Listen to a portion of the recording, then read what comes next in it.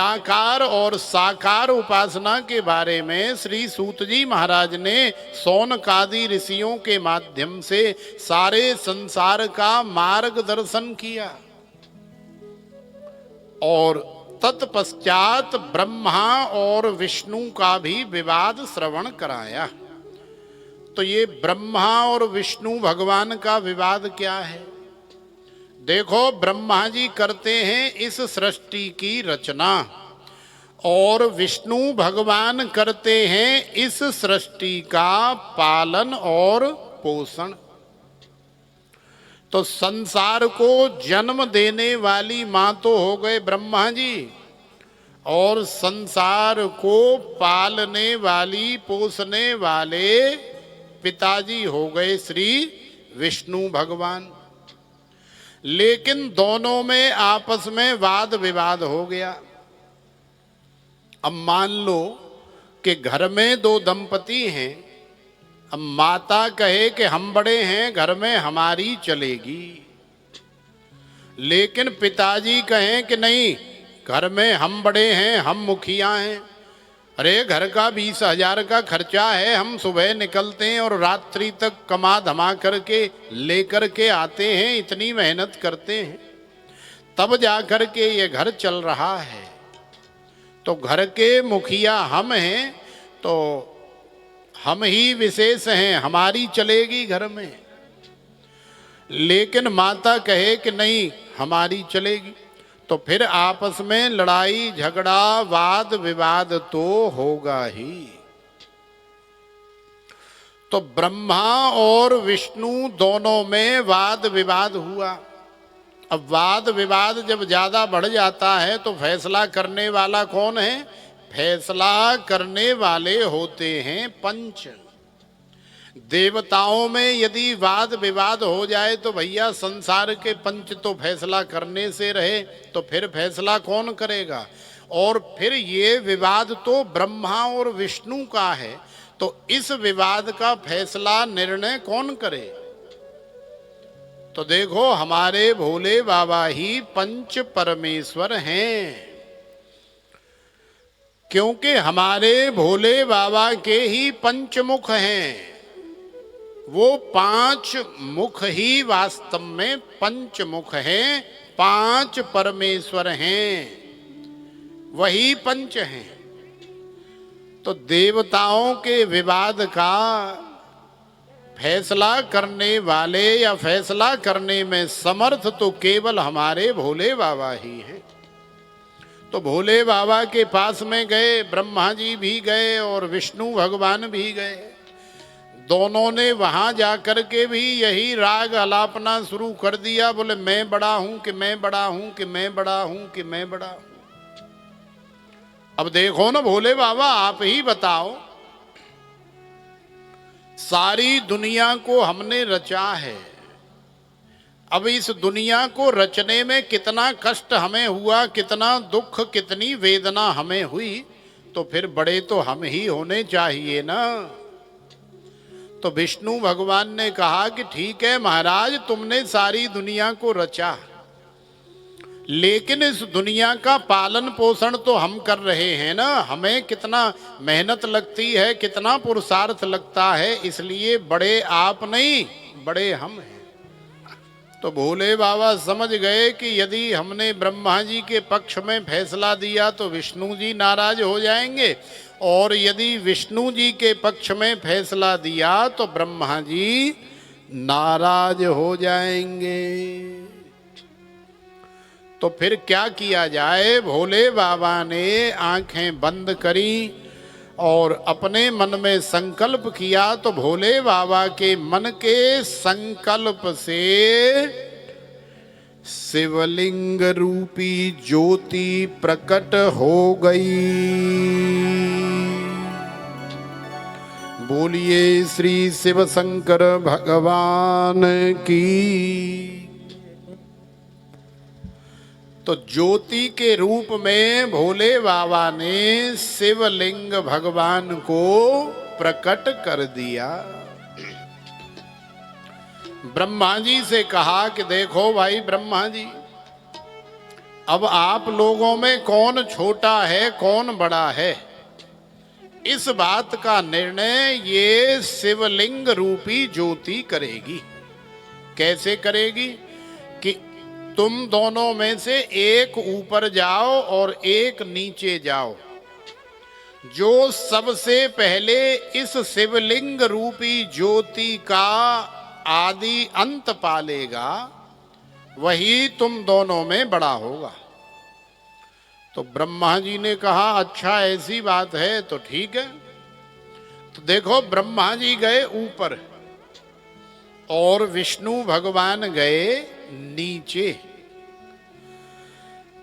अब दौड़ते दौड़ते दौड़ते दौड़ते हजारों वर्ष व्यतीत हो गए, ना ही तो ऊपर ब्रह्मा जी को कोई और छोर मिल रहा है शिवलिंग का, और ना ही विष्णु भगवान को नीचे कोई और छोर मिल रहा है शिवलिंग रूपी ज्योति का।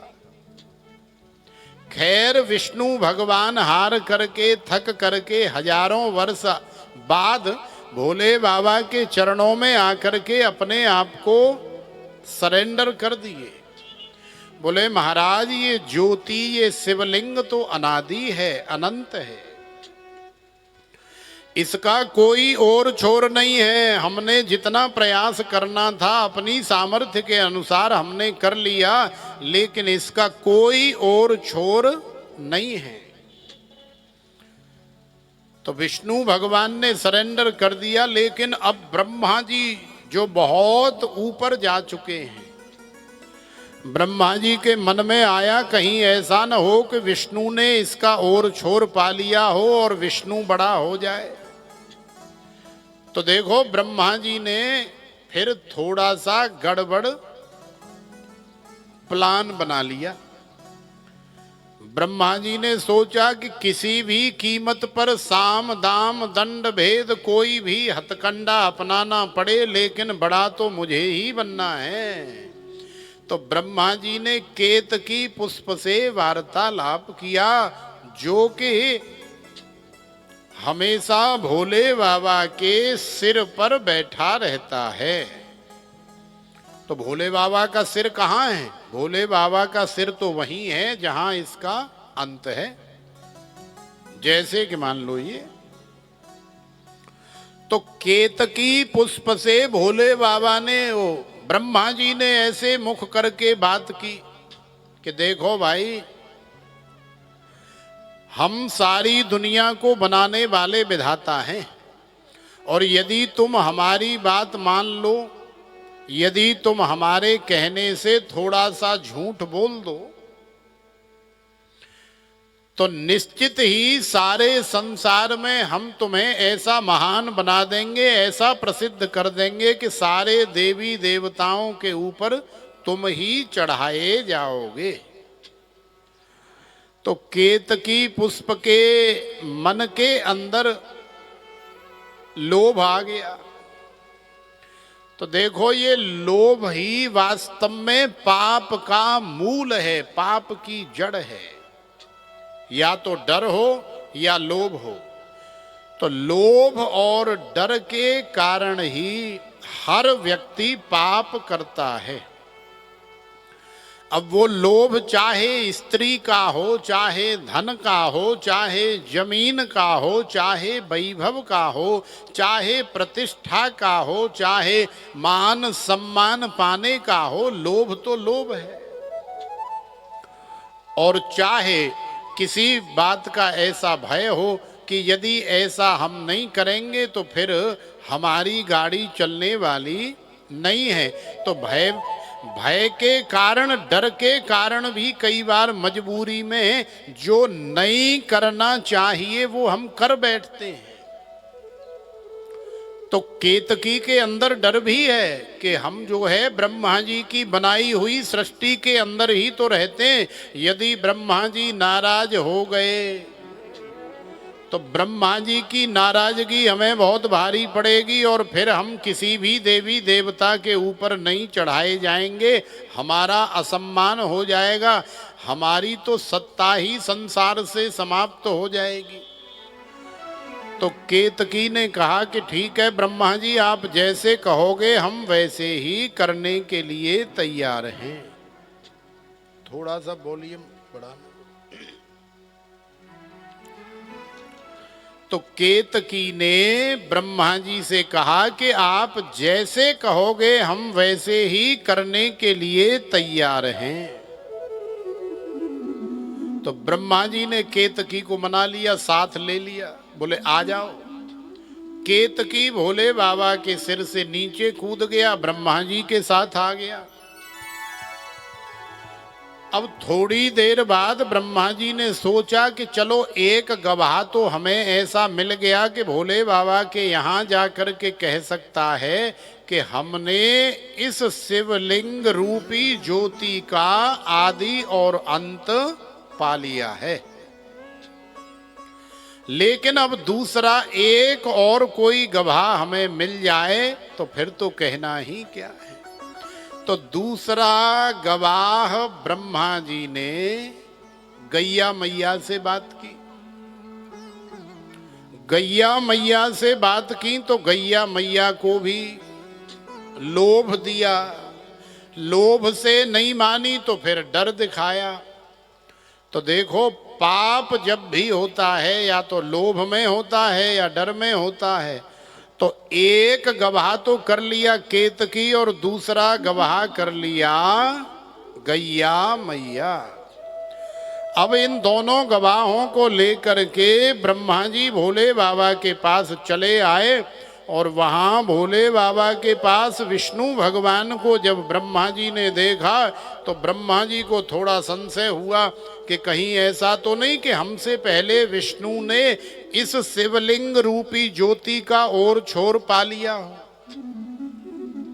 लेकिन वहां आकर के ब्रह्मा जी को पता चला कि विष्णु ने तो भोले बाबा के सामने सरेंडर कर दिया है। भोले बाबा ने ब्रह्मा जी को देखा तो कहा कि आओ ब्रह्मदेव आओ, और कैसे हो, पा लिया और छोर। तो ब्रह्मा जी ने कहा कि हाँ महाराज, आपकी कृपा से हमने इसका आदि अंत और छोर पा लिया है। तो भोले बाबा को बड़ा आश्चर्य हुआ, बड़ा संशय हुआ। बोले ऐसा कैसे हो सकता है, क्योंकि इसका तो न कोई आदि है और ना ही कोई अंत है। राम जी के माता पिता आपको मिल जाएंगे, कन्हैया के माता पिता गुरु इत्यादि सब मिल जाएंगे, और भी भगवान के जितने अवतार होते हैं उन सभी के माता पिता गुरु भाई बंधु बहना चाचा ताऊ काका बाबा मामा काकी फूफी चाची सब मिल जाएंगे। लेकिन भैया हमारे बाबा भोलेनाथ के माता पिता को यदि ढूंढना चाहो तो तुम्हें नहीं मिलेंगे। क्यों नहीं मिलेंगे? क्योंकि हमारे भोले बाबा ही सबके माता पिता हैं। इसीलिए तो हम कहते हैं ना कि त्वमेव माता च पिता त्वमेव, त्वमेव बंधुश्च सखा त्वमेव, त्वमेव विद्या द्रविणम त्वमेव, त्वमेव सर्वम मम देव देव। तो भोले बाबा ने कहा कि जिसका न कोई आदि है, जिसका न कोई अंत है, फिर ये ब्रह्मा जी कैसे कह रहे हैं कि हमने पा लिया है? हमें विश्वास नहीं हो रहा है। देखो ब्रह्मा जी, ज्यादा झूठ मत बोलो, ज्यादा चालाकी मत दिखाओ, हमें पता है तुम झूठ बोल रहे हो। अरे महाराज, जहाँ में झूठ बोलने की कौन सी बात है? यदि आपको हमारी बात पर विश्वास नहीं है तो देखो, हमेशा तुम्हारे सिर पर चढ़ा रहने वाला ये केतकी, वहीं से तो हम लाए इसे पकड़ करके, तुम्हारे सिर का हमने अंत पा लिया है, वहीं से लेकर के आए। देखो इससे बात करो, आप इससे पूछो, ये गवाह है कि हम वहां तक पहुंच गए। तो भोले बाबा ने केतकी की तरफ देखा कि हाँ भाई केतकी, बताओ ये क्या कह रहे हैं बाबा जी। तो केतकी ने झूठ बोल दिया कि महाराज, ये जो कुछ भी ब्रह्मा जी कह रहे हैं ये सत्य कह रहे हैं। इन्होंने शिवलिंग रूपी ज्योति का छोर पा लिया है। भोले बाबा को रोष हो गया। भोले बाबा ने कहा, अच्छा बेटा कोई नहीं, अभी बताते। दूसरा गवाह कौन है? तो देखो, दूसरा गवाह है गैया मैया।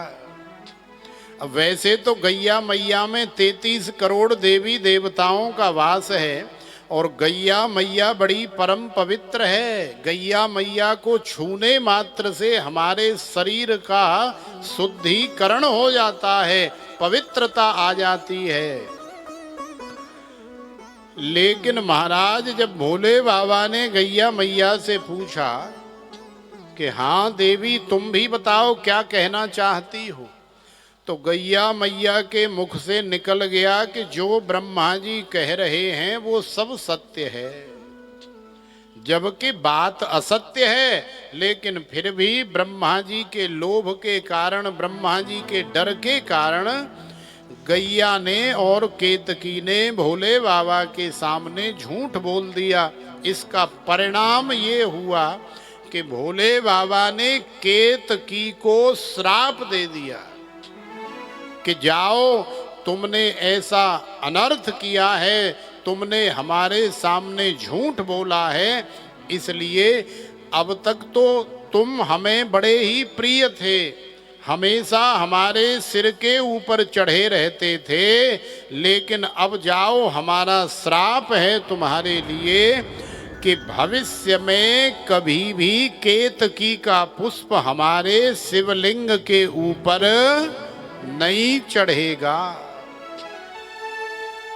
तो देखो, भगवान भोलेनाथ की साकार पूजा में सभी पुष्प चढ़ाए जाते हैं, लेकिन केतकी का पुष्प भोले बाबा की पूजा में नहीं चढ़ाया जाता है। याद रखना, केतकी का पुष्प कभी नहीं चढ़ाना, भोले बाबा को बिल्कुल भी पसंद नहीं है। भोले बाबा को सबसे प्रिय यदि कुछ है तो वो है बेल पत्र। बेल पत्र के बाद में भोले बाबा को आप धतूरा भी चढ़ा सकते हैं, धतूरे का पुष्प भी चढ़ा सकते हैं, और अन्य पुष्प या कोई भी फल भी आप चढ़ा सकते हैं। यहाँ तक कि आप प्रकृति में उत्पन्न होने वाले किसी भी पेड़ पौधे का पत्ता या पुष्प चढ़ा सकते हैं, लेकिन केतकी का भूल करके भी नहीं चढ़ाना, क्योंकि हमें जो पसंद नहीं हो आप उसे हमारे सामने लेकर के आ जाएं, आप उसे हमारे सिर पर ला करके रख दें, तो सोचो कि क्या हम आपसे प्रसन्न रहेंगे। तो भोले बाबा को केतकी बिल्कुल पसंद नहीं। केतकी का मतलब क्या है? भोले बाबा को झूठ बोलने वाला व्यक्ति, चाहे वो केतकी हो और चाहे वो फेतकी हो और चाहे वो चाय बनाने वाली केतली क्यों न हो, माने झूठ बोलने वाला कोई भी हो, वो भोले बाबा को पसंद नहीं है। जो भी है साफ साफ कह दो। अब गैया मैया को देख करके भोले बाबा को थोड़ी दया आ गई, तो लेकिन फिर भी दंड तो दिया। भोले बाबा ने कहा कि जाओ, वैसे तो सारे संसार में तुम्हारी खूब पूजा होगी, खूब तुम्हें मान सम्मान मिलेगा, माना जाएगा, लेकिन तुम जो है आने वाले समय में दर दर भटकोगी और हमेशा झूठा कूठा और गंदा ही तुम्हें खाने को मिलेगा। तो जैसा कि आजकल आप गैयाओं की हालत देख रहे हैं, क्या हालत हो गई है। लोग भक्ष अभक्ष न जाने क्या क्या झूठा कूठा खा करके और पैकेटों में थैलियाओं में बंद करके फेंक देते हैं, वही गैयाओं को खाना पड़ता है। तो तो गैया ने जिस मुख से भोले बाबा के सामने झूठ बोला, वो गैया का मुख जो है अशुद्ध हो गया। तो गैया का मुख आज भी अशुद्ध है। इसलिए कहते हैं ना, बहुत सारी माताएं और भाई सब गैया की पूंछ या पीछे का जो हिस्सा है वो परम पवित्र होता है।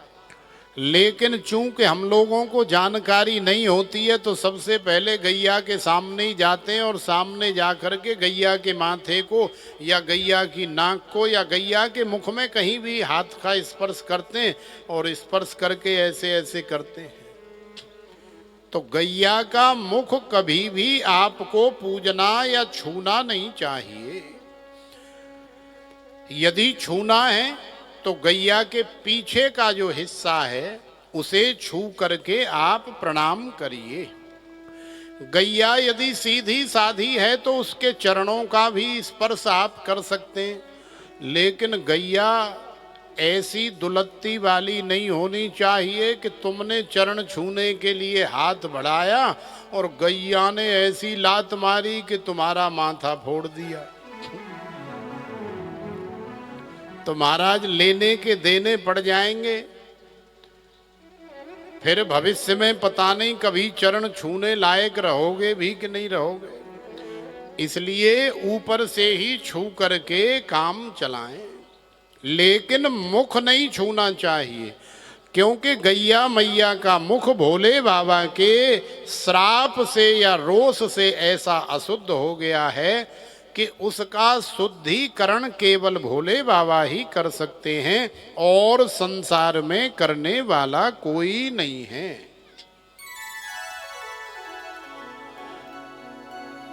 तो देखो, ब्रह्मा जी को भी भगवान ने झूठ बोलने का दंड दिया। भोले बाबा ने कहा कि जाओ ब्रह्मदेव, तुमने झूठ बोला है, तुमने भी मिथ्या भाषण किया है, इसलिए इस विष्णु ने सच बोला है। तो जो भी भगवान का अवतार होगा वो विष्णु का ही अवतार होगा, चाहे वो राम का हो, चाहे वो कृष्ण का हो, चाहे वामन का हो और चाहे और किसी का अवतार हो। वो सारे के सारे अवतार भगवान श्री हरि के ही होंगे, तुम्हारा कोई अवतार नहीं होगा। और रही पूजा या मान्यता की बात, तो संसार में विष्णु भगवान के अनेकों हजारों लाखों रूपों के मंदिर बनाए जाएंगे और पूजे भी जाएंगे, लेकिन चूंकि तुमने मिथ्या भाषण किया है, और जब राजा ही मिथ्या भाषण करेगा, घर का मुखिया ही झूठा होगा, तो सोचो कि उसके घर से फिर क्या उम्मीद की जा सकती है। जब हमारे जैसे वक्ता व्यास पीठ पर बैठ करके ही यदि असत्य भाषण करेंगे, यदि हम तुम्हें बेवकूफ बनाएंगे, तो इससे न केवल हम अधोगति में जाएंगे, तुम्हारा भी अकल्याण होगा। तो ऐसा मुखिया समाज का क्या कल्याण कर सकता है जो भोले बाबा के सामने झूठ बोल रहा है। इसलिए भोले बाबा ने कहा कि तुम्हें संसार में मुखिया या देवता या भगवान नहीं बनाया जाएगा। तो आप सब लोग जानते हैं कि ब्रह्मा जी को आजकल कौन पूजता है संसार में? कोई नहीं पूज रहा है।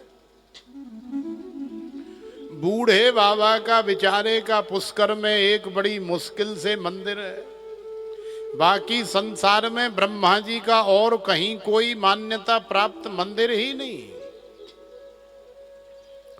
तो ऐसा क्यों हुआ? ब्रह्मा जी का कोई अवतार ही नहीं, ऐसा काहे को हुआ?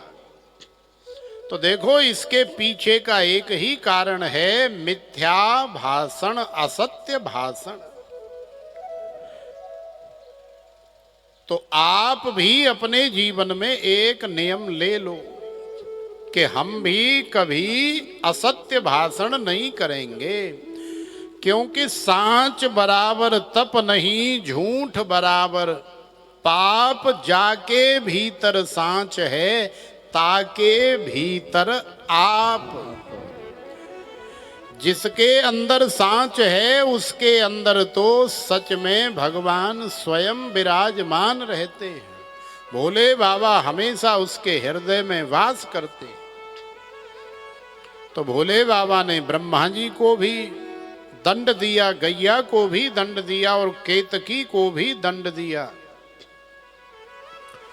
ब्रह्मा जी भी घबराए। ब्रह्मा जी ने हाथ जोड़े, भोले बाबा के पैर पकड़े, महाराज क्षमा कर दो, माफ कर दो। लेकिन अब जो श्राप दे दिया वो तो कोई टाल नहीं सकता, कोई काट नहीं सकता। लेकिन फिर भी भोले बाबा ने कहा कि ठीक है, अब तुमसे जो हुआ उसका पश्चाताप करो। उसका पश्चाताप क्या है? तो उसका पश्चाताप है कि आप जा करके पहले तो कर्म करो, माने सृष्टि की जो रचना है वो करते रहो। और दूसरा काम है कि आप शिव सहस्र नाम का, या समय कम है तो शिव सत नाम का, इतना तो कम से कम तुम्हें पाठ करना ही है। यदि तुम ऐसा करते रहोगे तो धीरे धीरे धीरे धीरे हमारा ये जो पाप श्राप का जो प्रभाव है वो धीरे धीरे कम हो जाएगा और फिर लोगों के हृदय में थोड़ी सी जगह तुम्हें भी मिल जाएगी। तो भोले बाबा ने ब्रह्मा जी को आशीर्वाद दिया। ब्रह्मा जी चले गए। विष्णु भगवान को भी आशीर्वाद दिया। तो देखो आज विष्णु भगवान की क्या अद्भुत महिमा है। इस महिमा के पीछे का मुख्य कारण क्या है? इस महिमा के पीछे का मुख्य कारण केवल एक ही है कि सांच बराबर तप नहीं और झूठ बराबर पाप। जाके हृदय सांच है, ताके हृदय आप। धर्मन दूसर सत्य समाना, आगम निगम पुराणन गाना। हमारा धर्म भी सत्यम ब्रूयात प्रियम ब्रूयात, न ब्रूयात सत्यम प्रियम। जितना हो सके सत्य बोलने का ही हमें प्रयास करना चाहिए।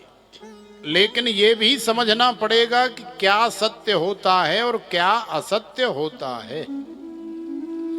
यदि हम व्यापारी हैं, यदि हम दुकानदार हैं, यदि हम बिजनेसमैन हैं, अब मान लो कि कोई चीज 10 रुपए की हम थोक में लेकर के आए हैं और तुम सोचो कि भाई हम शिव महापुराण की कथा सुनने गए थे तो वृंदावन से आए हुए महाराज ने कहा था कि झूठ नहीं बोलना सामने वाले से, अन्यथा बहुत पाप लगेगा, बहुत दोष लगेगा, नरक में जाओगे, भोले बाबा नाराज हो जाएंगे और ऐसा और वैसा।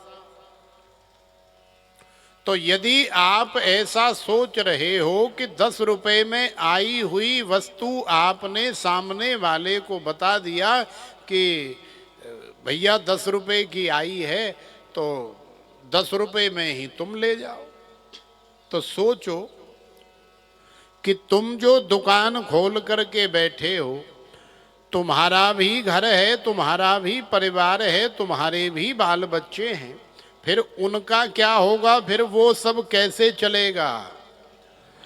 तो यदि कोई व्यापारी है, बिजनेसमैन है, दुकानदार है, धंधे वाला आदमी है, तो वो चाहे तो उसके लिए थोड़ी सी छूट है। क्या छूट है? कि 10 रुपए में यदि कोई चीज आई है तो वो उसे 12 या 13 रुपए में आगे बेच सकता है। अब उसके लिए चाहे सामने वाले से 10 बार ऐसा भी कहना पड़े कि देख भैया 12 रुपए की आई है और 13 रुपए से कम नहीं दूंगा, अब तू जानता है 1 रुपया तो मुझे खाने के लिए चाहिए, भले ही वो 10 रुपए की आई है, लेकिन 10 रुपए न बता करके यदि 12 रुपए की आई है और 13 से कम नहीं दूंगा, 13 में बेच रहा है, तो ये जो है झूठ नहीं है। तो व्यापार में जैसे आटे में नमक चलता है, व्यापार में थोड़ा इसे एक प्रकार से व्यापार की कला या व्यापार की शैली भी हम कह सकते हैं। ये झूठ नहीं है। झूठ है, झूठ को भी हमें समझना चाहिए कि झूठ क्या होता है, सच क्या होता है।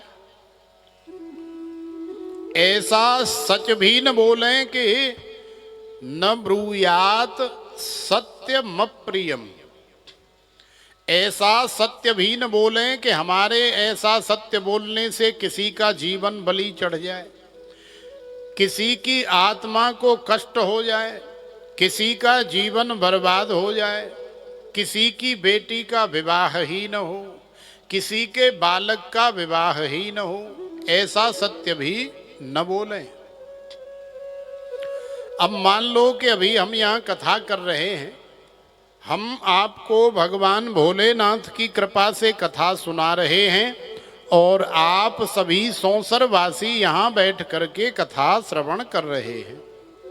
अभी कोई गैया मैया दौड़ती हुई चली आए और इस पांडाल से होकर के और पीछे जा करके बैठ जाए, तो हमने भी देखा, हमारे साथ में जो संगीतज्ञ या आचार्य जी या हमारे यजमान जी और आप सबने देखा। हमें ये भी पता है कि गैया इधर से घूम करके और पीछे जा करके बैठी है, घबराई हुई है, डरी हुई है। अब 2 मिनट ही बाद नंगी तलवार लेकर के कोई कसाई दौड़ता हुआ चला आ रहा है। अरे महाराज, आप तो यहाँ बैठे हो और हमने देखा है कि यहीं से एक गैया भागी भागी गई है, तो क्या आपने उसे देखा? तो यदि हम ऐसा सोचें कि हम तो सत्यवादी हरिश्चंद्र हैं, हम तो कभी झूठ बोलते ही नहीं। हाँ हाँ भैया, हमने देखा गैया। और देखा क्या है? देखो वो पर्दे के पीछे बैठी हुई है। तो कसाई क्या करेगा? कसाई जाएगा और जाकर के गैया को पकड़ के ले जाएगा और फिर उसे उसके कट्टी खाने में ले जा करके कत्ल कर देगा। तो अब सोचो कि हमने तो सच बोला है कि हाँ हमने गैया देखी है और वो बैठी है, लेकिन हमारे सच बोलने से गौ माता की हत्या हो गई।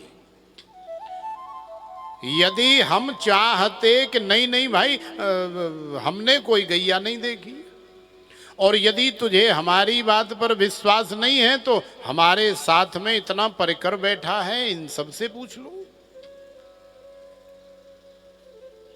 तो आप जानते हैं कि फिर गैया मैया के प्राण बच जाते। हमारे झूठ बोलने से यदि गैया मैया के प्राण बच जाते तो इससे बड़ा सत्य दुनिया में और कोई नहीं है। और हमारे सत्य बोलने से यदि किसी के प्राण चले जाते हैं तो इससे बड़ा कोई असत्य नहीं है। तो सत्य और असत्य को समझने के लिए देश काल परिस्थिति की भी आवश्यकता होती है कि जैसा देश वैसा ही भेष। अब मान लो कि कोई माता बहन महाराष्ट्र में रहती है, तो भाई महाराष्ट्र की माता बहन का तो पहनावा ही अलग रहता है। अब वही माता बहन जाकर के ब्रज में रहने लग जाए, हमारे साथ चली जाए, तो ब्रज में जो माता बहन रहती हैं उनका पहनावा कुछ अलग रहता है। तो एक दिन देखेगी, उसे बड़ा अजीब सा लगेगा कि मैंने क्या धोवती सी बांध रखी है, लांग लगा रखी है, और मैं तो काम वाली बाई सी लग रही हूँ, और ये जो है बड़ी बढ़िया लग रही हैं, लहंगा फरिया पहन करके और सूट सलवार पहन करके और बढ़िया सुंदर धोबती बांध करके, ये तो बड़ी सुंदर लग रही है। तो एक दिन देखेगी, 2 दिन देखेगी, 4 दिन देखेगी, आखिरकार महीना 2 महीने बाद फिर जैसा देश वैसा भेष उसे भी बनाना पड़ेगा, वो भी उसी में ढल जाएगी। तो ये जो सत्य और झूठ है, इसका निर्णय भी कि कब क्या बोलना सत्य है, कब क्या बोलना असत्य है, इसका निर्णय भी देश काल परिस्थिति के हिसाब से करना पड़ता है। तो देखो, ब्रह्मा और विष्णु की समस्या का समाधान हो गया, विष्णु भगवान की बल्ले बल्ले हो गई और ब्रह्मा जी की जो है ठन ठन गोपाल हो गई। अब ब्रह्मा जी अपना काम करने लगे, विष्णु भगवान अपना काम करने लगे और भोले बाबा अपना काम करने लगे। तो भोले बाबा ने ये जो शिवलिंग प्रकट किया है, ये ब्रह्मा और विष्णु के विवाद से ही भोले बाबा के शिवलिंग की उत्पत्ति हुई है। जिस दिन शिवलिंग की उत्पत्ति हुई थी, उस दिन दैव योग से भोले बाबा का ही दिन था, या फिर समझ लो कि उसी दिन से शिवरात्रि की भी उत्पत्ति हुई है। विष्णु भगवान ने और ब्रह्मा जी ने रात्रि भर इस ज्योति रूप शिवलिंग के सामने खड़े होकर के तप किया है। तो उस रात्रि को आज हम लोग शिवरात्रि के नाम से जानते हैं। तो शिवरात्रि को जो 4 प्रहर जग करके भोले बाबा की सेवा पूजा करता है, निश्चित ही उसका जीवन धन्य हो जाता है, उसके जीवन में बड़ा आनंद हो जाता है। ऐसी हमारे भोले बाबा की अद्भुत महिमा है। तो प्रेम से बोलो हर हर महादेव। तो आइए